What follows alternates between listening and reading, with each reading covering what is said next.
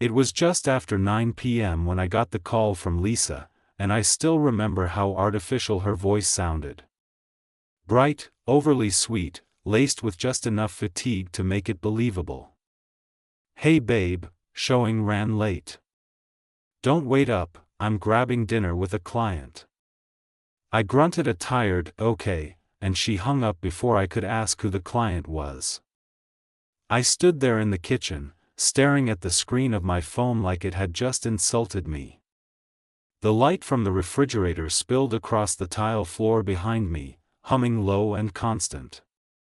Lisa had been grabbing dinner a lot lately. Twice last week. 3 times the week before. Always just out of reach. Always with some vague excuse. Some nights she came home humming to herself, unlocking the door like she didn't live here anymore, like she was visiting. Her perfume had changed too, expensive, heavier, and definitely not the one I bought her last Christmas. I wanted to be the kind of man who trusted his wife. For 19 years I was. Through job changes, miscarriages, hard winters, lost parents, I was solid. Boring, maybe. But present. She used to say that's what she loved about me. That I was her anchor. What she meant, I guess, was that I was her prison warden.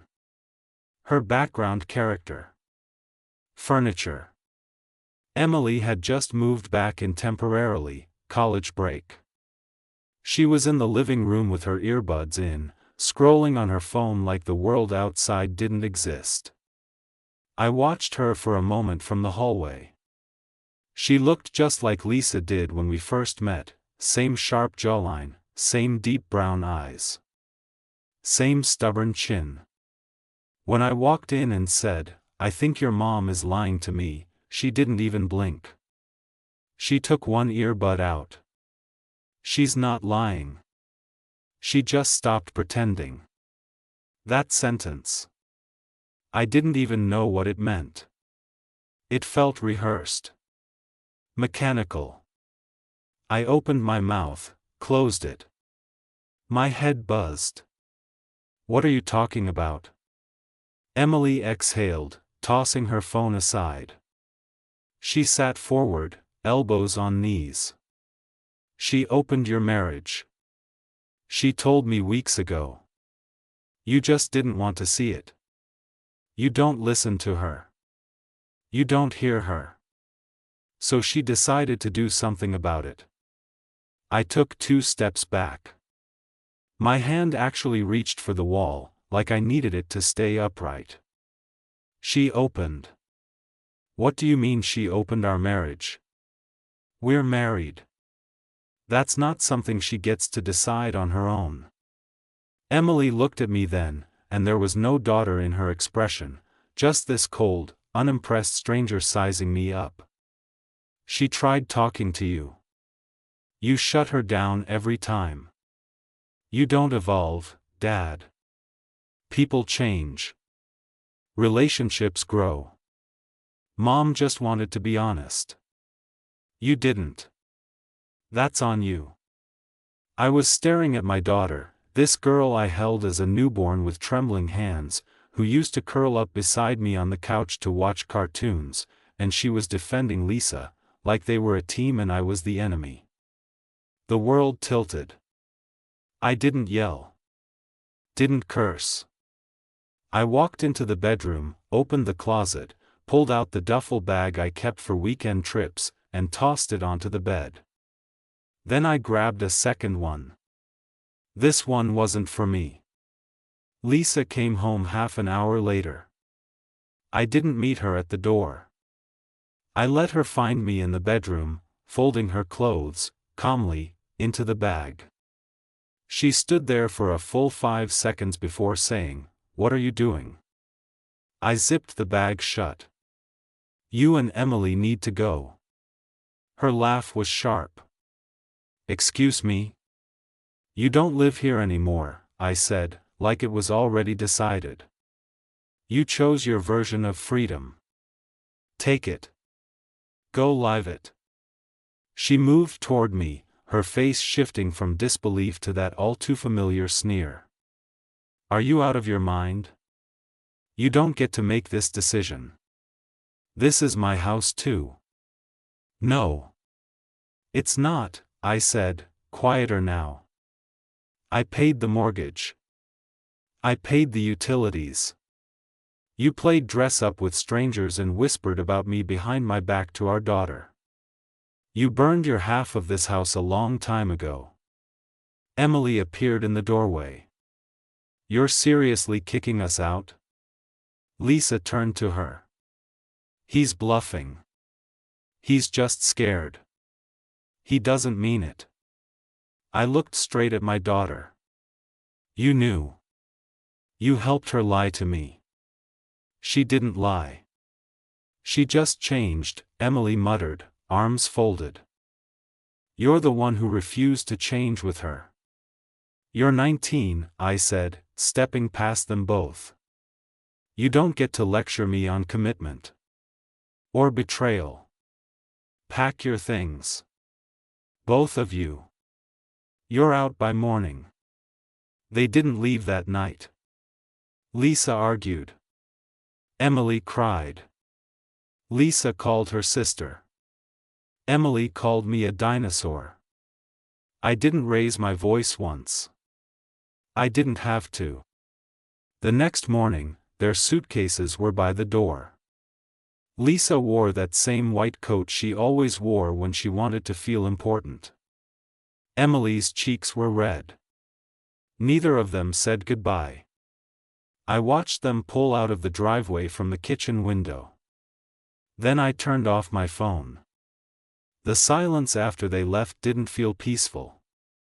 It felt surgical. Like something infected had been removed, but the wound was still open. I stood in the middle of the living room and waited to feel victorious. It didn't come. But neither did regret. The silence in the house was thick. It hung in the air like dust in a room nobody had entered for years. After they left, I didn't sit. I didn't cry. I didn't even move for a while. I just stood there in the middle of the living room, staring at the last place Lisa had stood, her white coat still vivid in my mind. Emily had taken one last look over her shoulder before stepping out, like she expected me to stop her. I didn't. By noon, I was going through drawers, her drawers. I don't know what I thought I'd find. Maybe a part of me hoped there'd be some evidence that it was all a misunderstanding. That Emily had exaggerated. That Lisa had just gotten caught up in something stupid but shallow.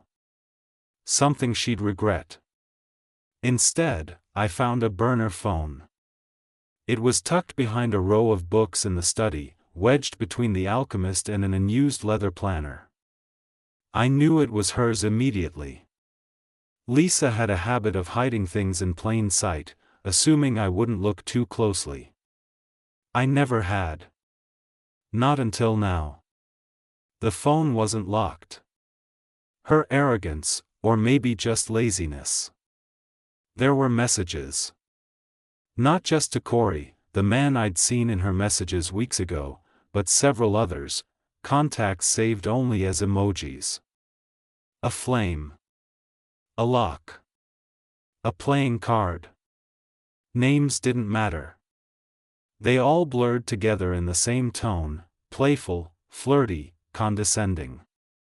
There were references to hotels, dinner spots, inside jokes, things I'd never heard her say out loud to me in years. What shattered me wasn't that she was with someone else.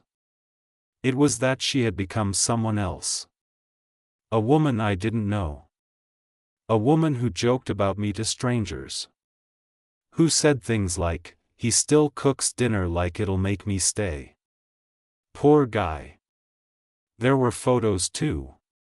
Her in the mirror, showing off outfits I never saw her wear. Captions like, "Tonight's victim doesn't know he's already lost." One photo was taken in our bedroom. Our bed. while I was away at a work retreat. I closed the phone and put it down. My hands were shaking, but not from sadness. From something else, something heavier. I'd been made a fool in my own home. My trust had been dissected and mocked, and the people I loved most had treated my loyalty like a punchline. I didn't eat that day. Didn't turn on the TV. Just sat at the dining table until night came. That's when the call came in, from her number. Lisa. I answered, holding the phone like it might catch fire. What? There was silence on the other end for a second. Then, you went through my things. You made it necessary. Her voice dropped. You had no right. You had no right to rewrite our marriage behind my back, I snapped. You lied. You didn't ask. You declared. She scoffed. Don't be dramatic. I tried to talk to you. You always shut it down. No, I said, I shut down your selfishness. That's different. She laughed. A small, mean laugh. I should have done this years ago. You mean cheat on me? I mean live, she said. I was dying in that house. You stopped seeing me. You stopped wanting me. I wanted us, I said, voice rising. I wanted a life that meant something, not whatever game you were playing with men whose names you didn't even bother to save. There was a pause. I could hear her breathing. Then she said, You're going to die alone, David. The line went dead. For a long moment I just stared at the screen, the call-ended message still glowing. She thought she'd broken me. Maybe she had, for a time. But sitting there in the dark, surrounded by the memories of a life that had clearly meant more to me than to her, I made a decision. This house, this quiet, this stillness, it wasn't a punishment. It was a reset. A clean slate. Lisa had thrown away something sacred and called it evolution. Emily had joined her, thinking betrayal was a form of liberation. Let them be free. Let them face the world without the shelter I built. I didn't chase them. I didn't call back. But I wasn't done yet. This wasn't over. Not by a long shot. I woke up the next morning to the sound of silence, real, deep, unfiltered silence. No blow dryer whirring down the hall, no clinking of coffee mugs, no distant hum of Lisa's voice on a call she always took too loud. The house felt hollow. Like it had been stripped of something vital. Or maybe just something fake that had finally fled. The bed was cold beside me. Not just from absence, but from history being erased. I stared at the empty space where Lisa used to sleep and realized I couldn't remember the last time she'd actually reached for me during the night. Months, maybe. She used to curl her legs around mine when she was cold, tuck her face into my chest. But lately? She turned away like she couldn't stand to feel my skin on hers. That thought, she couldn't stand to touch me, it sat in my chest like a stone. By mid-morning, I found myself opening the closet again. Not hers. Mine. I was looking for something, maybe a version of myself I used to be. I pulled out an old duffel bag from the top shelf and tossed it on the bed. Inside, my hiking gear, from the days when Lisa used to pretend she liked nature. I hadn't touched it in years. Somewhere beneath the fleece and worn trail shoes was an old leather notebook I used to write in. Goals, ideas, things I never shared. I flipped it open. One page hit me like a brick. Write the novel.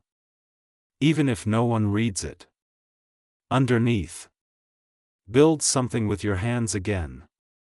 You used to love that. And this one, boxed in with a red pen. Don't become invisible. Invisible.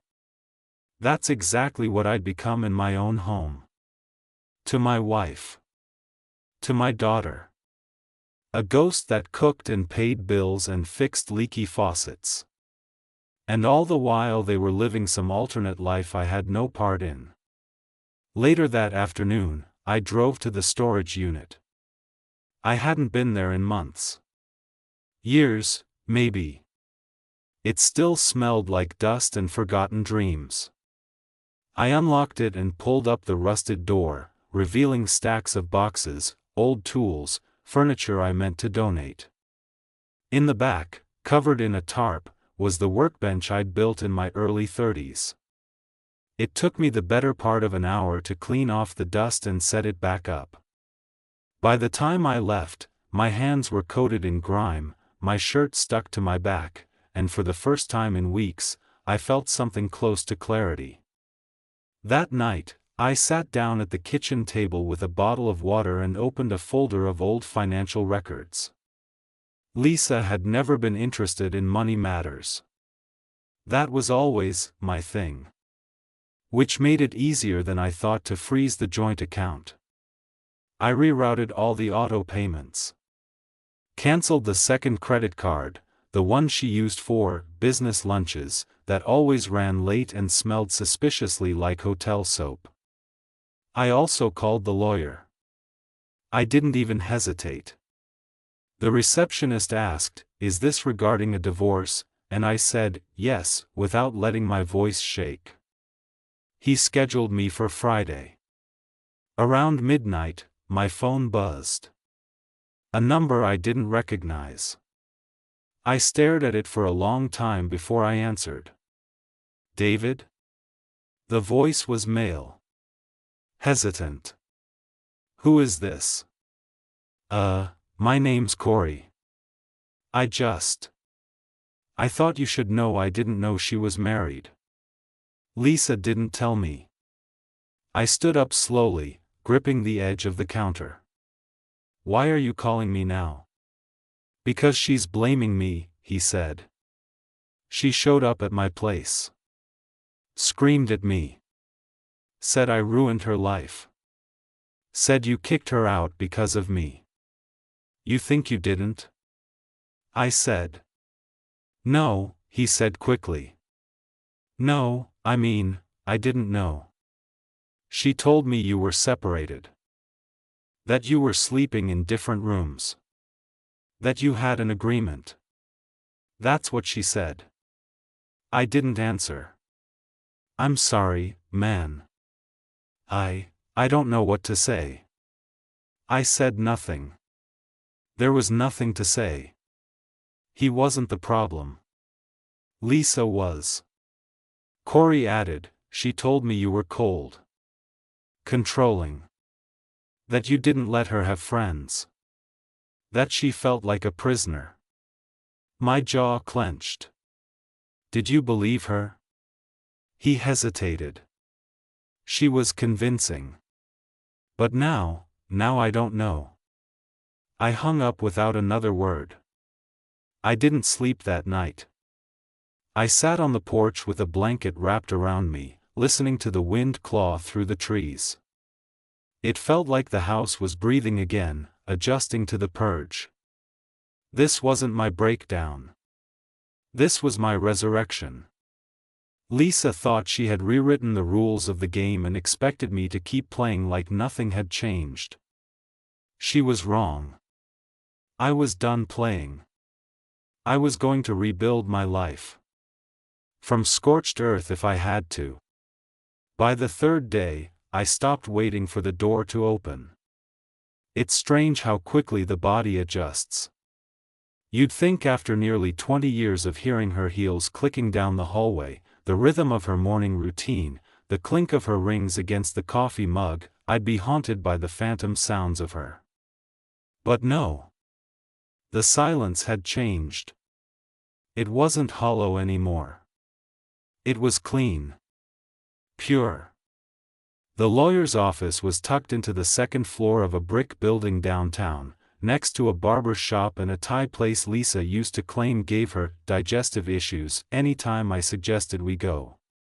I arrived early. Sat in the car for 10 full minutes, watching people walk by.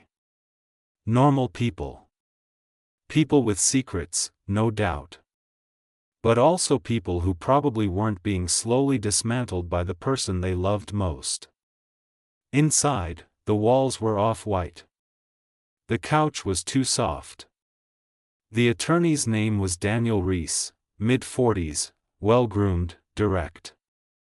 He didn't offer condolences or feign shock when I told him what had happened. He simply nodded, listened, and started asking questions. "Do you want to contest custody?" I blinked at him. "Custody? For your daughter?" I almost laughed.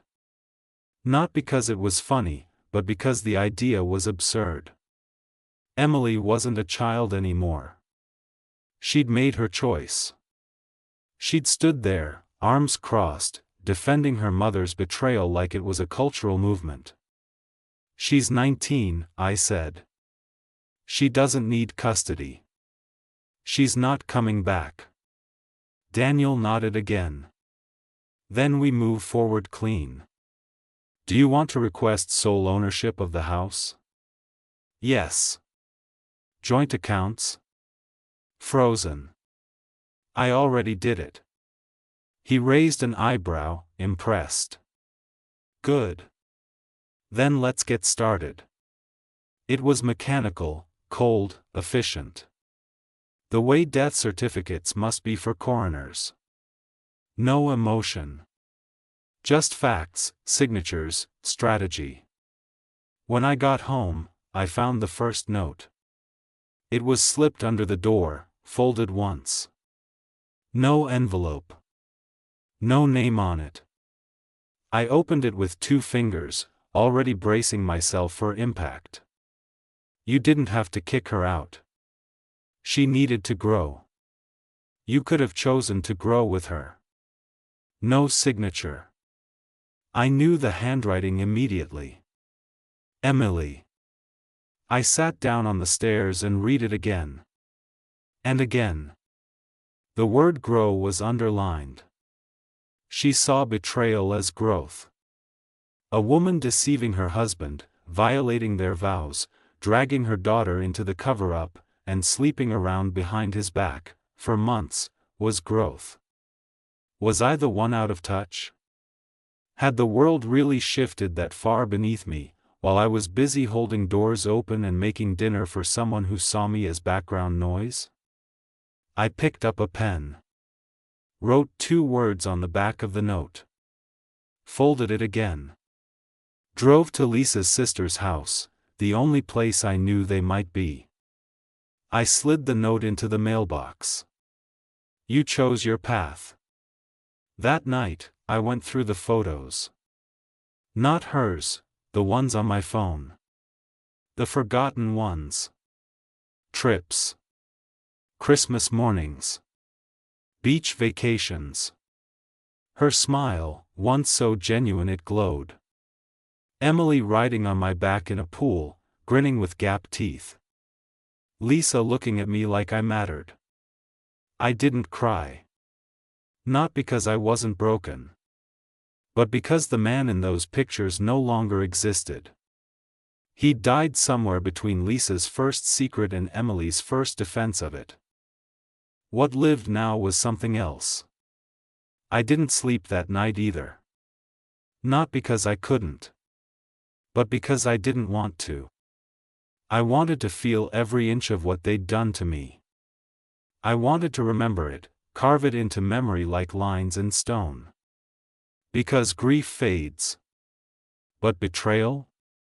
Betrayal needs to be remembered. Otherwise, it repeats. Saturday morning brought rain. Not the soft, melancholic kind that plays like background music in movies. No, this was heavy, pounding, relentless. The kind of rain that made everything look grayer, like the sky itself was having a breakdown. It fit. I stood at the window with a cup of black coffee, watching as the water rolled down the glass in crooked lines.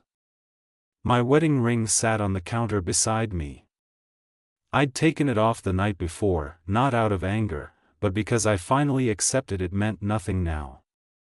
It had become a symbol of something I thought existed. A placeholder for a lie. The doorbell rang just after 9 a.m. I already knew who it was.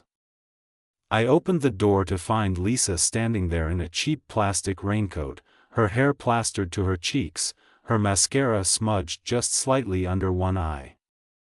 She wasn't crying. She hadn't earned that anymore. She looked cornered. Like a fox caught too far from its den. Behind her, down by the street, Emily stood under an umbrella, arms crossed, staring at the ground like it might give her an answer. "Can we come in?" Lisa asked. I stepped aside but said nothing. Not because I wanted them inside, but because I wanted them to see what they'd burned. They stepped in. Water dripped off Lisa's coat onto the hardwood floor.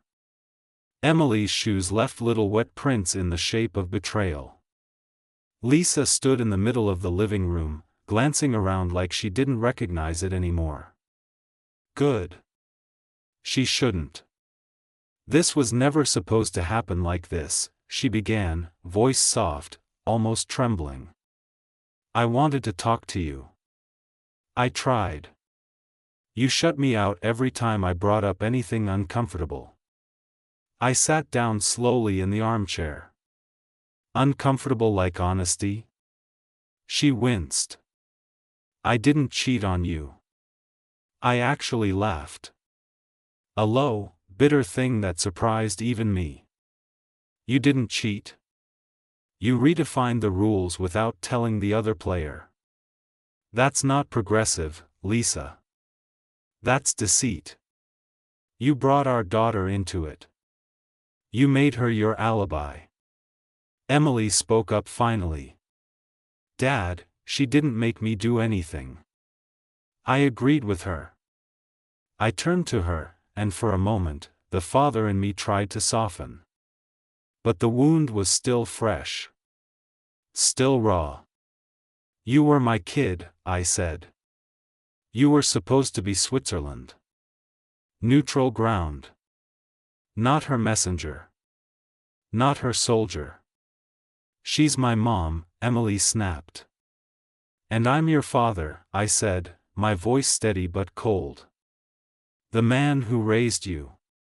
Who drove you to soccer practice, stayed up late helping you write essays, held your hand when you were scared of the dark. But when she started sleeping around, you didn't come to me. You came to her side. She was hurting, Emily said. She felt abandoned. She abandoned me while I was still right here, I said, my voice cracking. Lisa stepped forward, hands raised slightly. I thought maybe we could talk. As adults. Without the lawyer involved. There is no we anymore, I said. You're not a victim. You're not misunderstood. You're not some revolutionary woman breaking free from the shackles of monogamy. You're a liar who got caught and is now scrambling for sympathy. I just wanted to feel alive again, she whispered. You should have said that, I replied. Before you buried me in silence. Lisa's lips trembled. So this is it? 19 years, and this is how it ends? This isn't the end, I said. This is the consequence. Emily looked between us. So what do we do now? I stood up. Walked to the door. Opened it. You leave. You figure it out. You be the people you want to be. But not here. Not with me. Neither of them moved at first. Lisa looked at me like she didn't recognize the man standing in front of her. She was right. I wasn't him anymore. Eventually, Emily walked out first. She didn't look back. Lisa followed. She paused in the doorway, rain soaking into the edges of her sleeves. "You're going to regret this." "I already regret staying as long as I did." I closed the door. Quietly. Then I locked it. The house was quieter than it had ever been. Not just absent of sound, but absent of weight. It felt lighter. Stripped down. Like a stage after the actors have gone, costumes discarded, the false characters gone with them. I didn't turn on the lights that night. I moved through the house in the dark, memorizing it all again, not the way it used to be, but the way it would be now. The way I would make it. There were no texts from Lisa. No apologies. No more notes slipped under the door from Emily. Just silence. Good. I wasn't ready to hear from either of them. But the world has a sick sense of humor, and it doesn't always wait for you to be ready. The next day, I got a call from Lisa's sister, Jenna. She and I had always had a respectful, if distant, relationship. But that morning, her tone was clipped. Dry. "She's staying with us," she said. "I assume you knew that." "I figured. She's a wreck. She made the mess." There was a pause. "David. I'm not taking sides. I just think maybe you should know she's saying things." "What things?" "She's telling people you kicked her out without warning. That you were emotionally abusive. That you made her feel like a prisoner." I closed my eyes. My jaw locked tight. "And people believe her?" "You know how people are," Jenna said quietly. "They believe what's easier to believe. Lisa looks like the wounded wife. You're the angry husband who locked his wife and daughter out of the house." "I didn't lock them out. I told the truth." "She lied for months, Jenna. She used Emily as a pawn. She brought other men into our life and called it empowerment." "I'm not defending her," she said. "I'm just telling you, she's crafting a narrative. People are listening." I thanked her and hung up. 10 minutes later, I got an email from Emily. Subject: "Please read this." Body: "I know you're angry. I know you think I betrayed you. Maybe I did. But Mom's not the only one who felt like a ghost in this house. You were distant. You stopped asking how we felt. You assumed everything was fine just because you were paying bills and cooking dinners. That's not what love looks like, Dad. I'm not saying what Mom did was right. I'm saying it wasn't just wrong. It was complicated. And maybe you're too angry to see that now, but I hope someday you will. I still love you. But I don't know how to talk to you when all you see in me is her." I didn't respond. Not yet. I needed to let the words sit, ferment, find their place in my head before I reacted. She thought I saw Lisa in her, but she didn't understand. What I saw in Emily was my own failure. The slow erosion of trust. The way she watched her mother lie and decided that silence was loyalty. I wasn't mad that she loved Lisa. I was broken because when the moment came to stand on principle, she chose comfort over truth. That afternoon, I packed a few things and left the house. Not permanently, just enough to breathe. I drove north, toward the cabin I inherited from my father. A place we hadn't visited in years. A place untouched by all of this. When I arrived, the door creaked open like an old memory. Dust floated in the sunbeams. The air smelled like pine and old firewood. I unpacked in silence. No noise. No movement but my own. I lit the fireplace, made coffee on the stove, sat on the porch wrapped in a blanket, watching the wind bend the trees.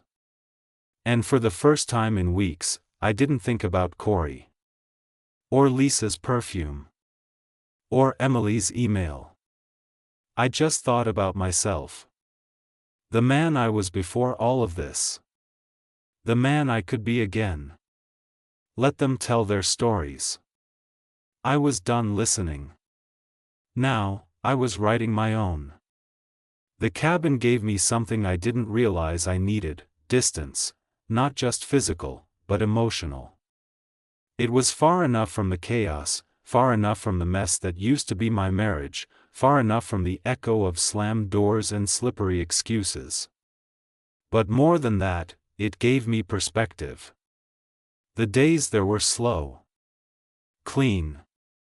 Measured in logs chopped, coffee refills, the creak of the porch swing as I sat and watched the clouds change shape. I kept my phone off most of the time. When I did turn it on, it was only for short bursts, like testing the air for poison. I didn't reach out to anyone. Not Jenna, not the lawyer, not Emily. And certainly not Lisa. But the world doesn't stop spinning just because you step off the ride. On the 5th day, I received a notification: someone had tagged me in a post. It was a mutual friend. A guy we used to have over for barbecues. He shared a photo of Lisa, standing at some women's networking event, smiling like she hadn't detonated her family weeks ago. The caption read: "So proud of my friend Lisa for speaking her truth, embracing her freedom, and helping others do the same. Sometimes courage looks like choosing yourself." Below that, dozens of likes. Comments cheering her on. People calling her brave. Inspirational. Empowered. I stared at that screen for a long time. She wasn't just surviving the fallout, she was performing it. Turning her betrayal into a brand. Turning my silence into guilt. Using carefully chosen words like freedom and truth as armor. She hadn't just rewritten our marriage. She was rewriting the story of its collapse. And she was erasing me from it. The next morning, I called Daniel, my lawyer. I told him I wanted to move faster. I don't care about the dining set or the guest room TV. She can keep all of it, I said. I want the house. And I want it clean. Her name off the deed. No shared utilities.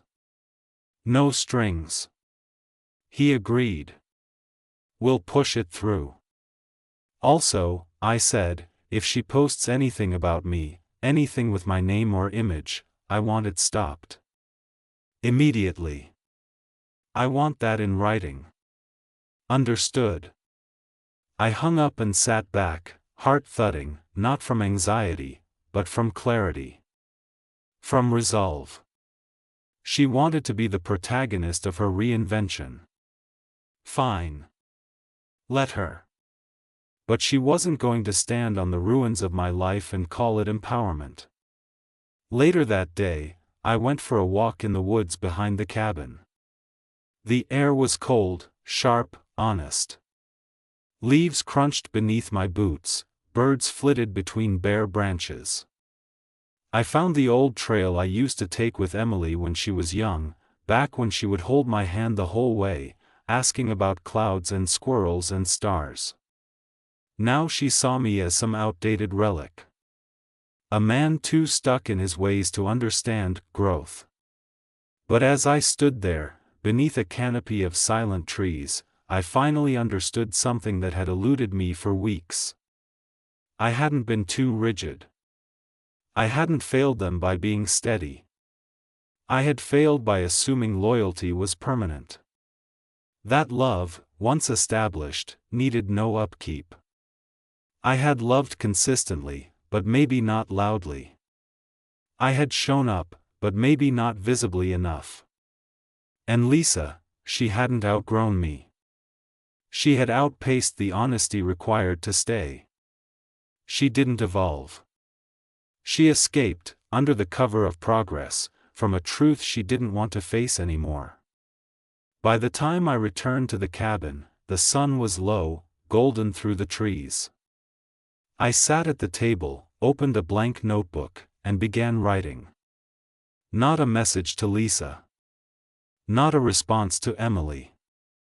But the beginning of something new. Not revenge. Not bitterness. A record. Because if she was going to tell her version of the story, then so would I. And mine would be unflinching. Because truth, real truth, isn't about who shouts louder. It's about who remembers without flinching. And I remembered everything. It had been 10 days since they walked out of the house. 10 days since I stood in the doorway and closed it behind them, not just on a conversation, but on a life. And in those 10 days, something in me hardened, not into bitterness, but into clarity. What once felt like a raw wound had become scar tissue. Tough. Permanent. A reminder, not a weakness. I returned from the cabin late on a Sunday afternoon. The house greeted me with a stillness I now found comforting. No suitcases in the hallway. No perfume in the air. No clatter of rushed mornings or laughter with hidden meanings. Just air, clean and cold. Mine. On the counter, in a neat pile, was a stack of unopened mail that had arrived while I was away. Most of it was junk, flyers, catalogs, a dentist appointment reminder I didn't remember making. But tucked in the middle was an envelope with no return address. Inside was a handwritten letter. The penmanship was familiar, Lisa's. Elegant, deliberate. David. I know you've made your decision. I won't fight you in court. I'll sign what needs to be signed. But I need to say this, even if you burn this letter after reading it. I loved you once. Deeply. I still think part of me does, even now. But something inside me changed, slowly, and I didn't know how to tell you because I didn't want to destroy you. I felt trapped. Not by you, but by the version of us that never evolved. You were always steady, yes, but you stopped seeing me. I wasn't a partner anymore. I was routine. Invisible. Maybe I handled it the wrong way. I probably did. But please don't pretend like you didn't feel the cracks long before I did. I don't want to fight. I don't want war. I just want you to know. I didn't leave out of malice. I left to breathe. Take care of yourself. Lisa. I folded the letter once. Slowly. Precisely. And I placed it in the drawer next to the old wedding album, another artifact from a reality that no longer existed. Her words didn't anger me. They didn't move me. Because they were a familiar trick, a final attempt to turn a series of choices into a mood. To wrap betrayal in poetry. To call a knife a key. Lisa didn't leave to breathe. She left to chase. And when the chase got messy, she blamed the stability she abandoned. 2 days later, I received a message from Emily. She asked if we could meet. It was cautious. Not demanding. A daughter's voice under the shell of a stranger. We met at a cafe halfway between the house and her college dorm. She wore that same gray hoodie she always wore when she was nervous. Her hair was tied back. No makeup. Just her. My daughter. Still her. "I know you hate me," she said before even sitting down. "I don't hate you." She stared at the floor. I sided with Mom. Yes. I thought she was right. That you were just keeping everything stuck. And now?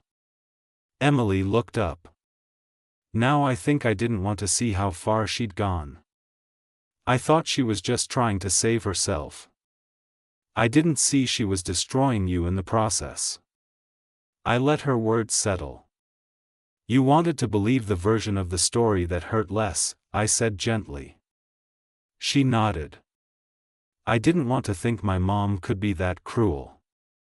"She wasn't cruel," I said. "She was careless. She stopped valuing what we built because it didn't excite her anymore."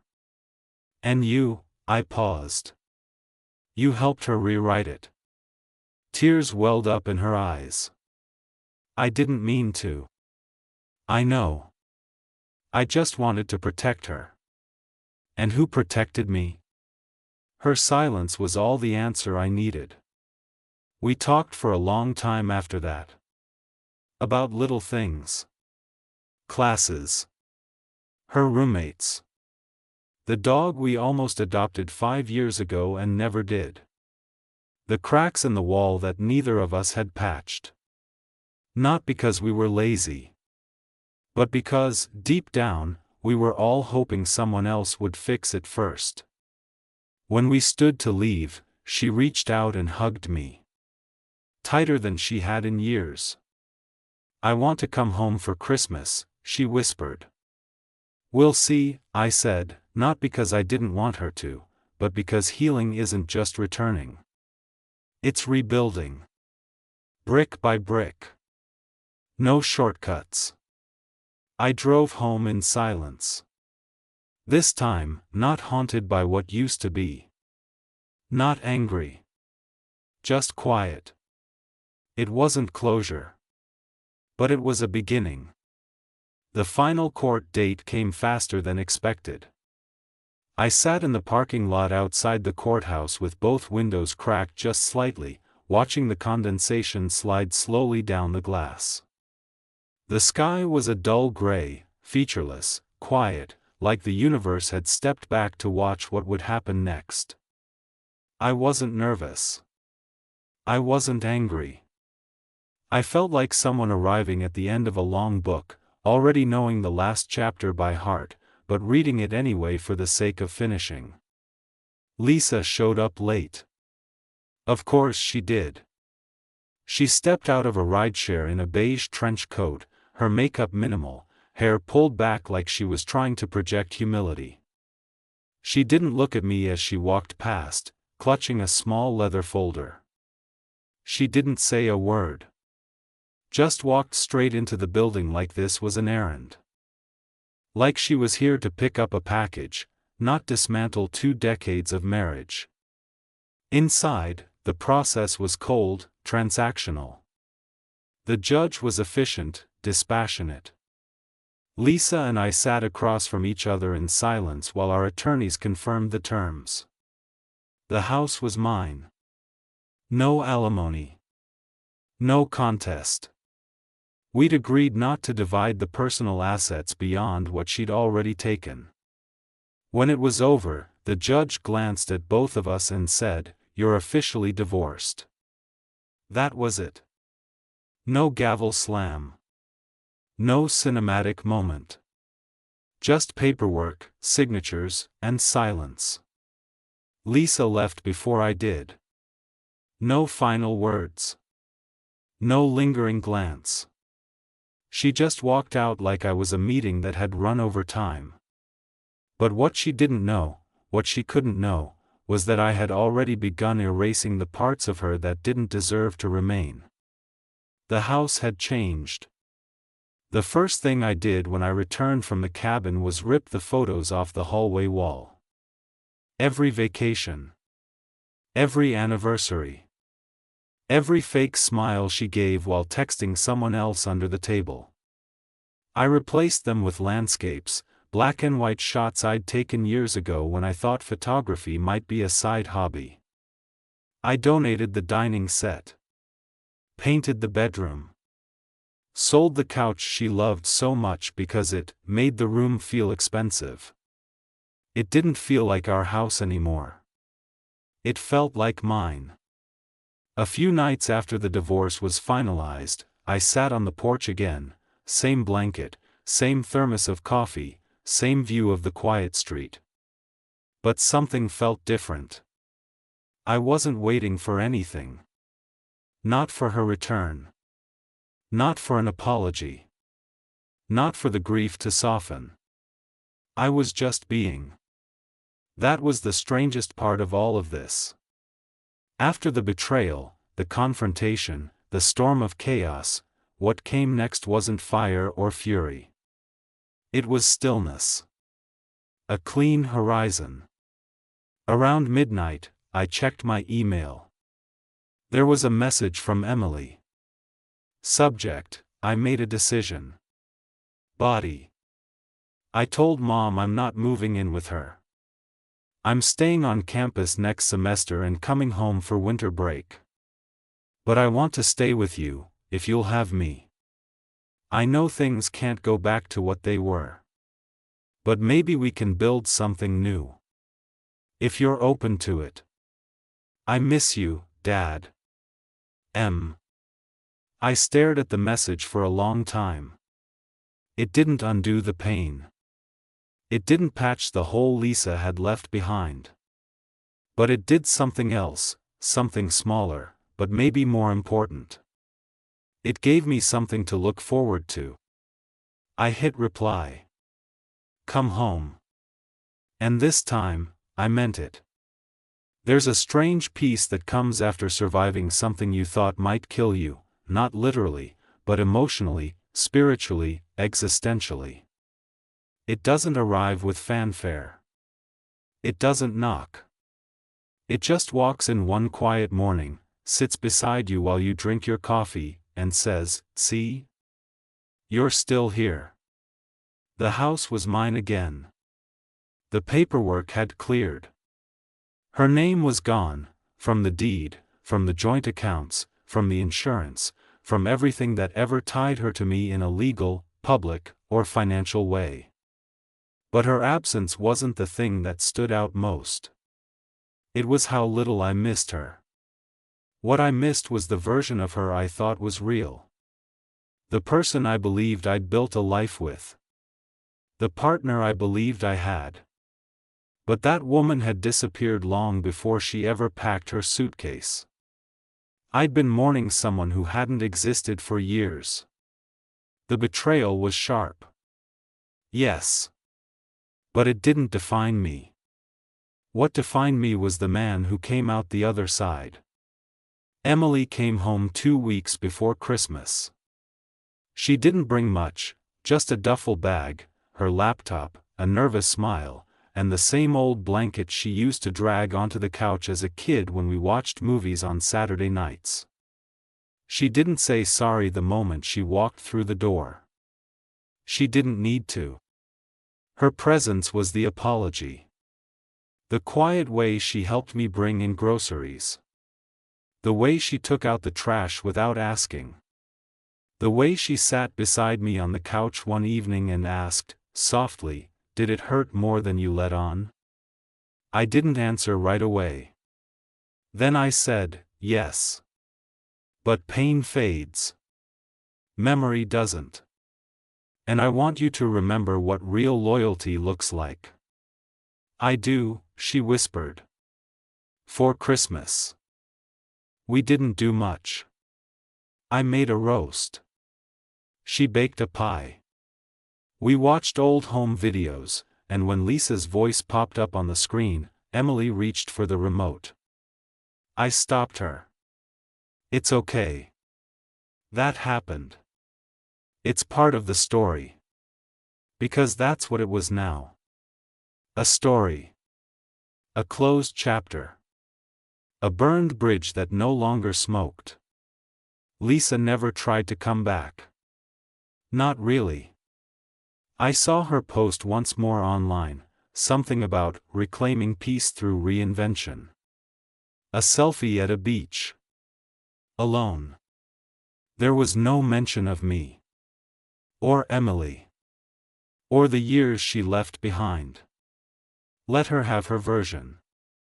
Mine was different. Mine was honest.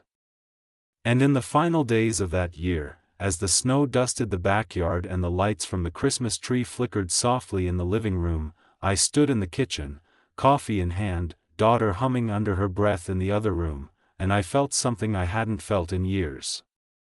Not just peace. Not just closure. But wholeness.